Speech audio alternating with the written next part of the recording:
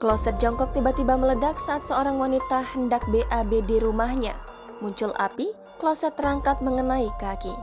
Korban bernama Eli mengalami luka bakar hingga harus dibawa ke rumah sakit. Kloset jongkok itu berada di sebuah kamar mandi rumah warga di Kampung Sumur, Kelurahan Klender, Kecamatan Durensawit, Jakarta Timur, Jumat 3 Maret 2023 sekitar pukul 8.34 waktu Indonesia Barat. Akibat ledakan itu, bagian atas kloset terangkat, pecahan kloset juga tampak berserakan di dalam kamar mandi berukuran sekitar 2 x 3 meter. Kusdoyo, suami Eli, mengaku kaget usai mengetahui kejadian tersebut.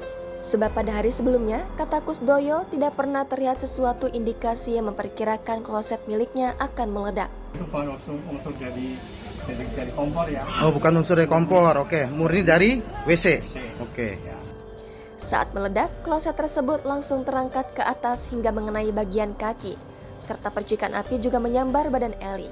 Kemudian Eli dibawa ke rumah sakit terdekat untuk mendapatkan penanganan lanjutan. Kan istri apakah sudah dibawa ke rumah sakit, sudah ditangani? Rumah sakit mana, Pak? RSPK Durensawit. Oh, rumah sakit Durensawit. Siap. Mendapatkan informasi saat terjadi ledakan tersebut, tugas Suku Dinas Penanggulangan Kebakaran dan Penyelamatan Jakarta Timur langsung datang ke lokasi.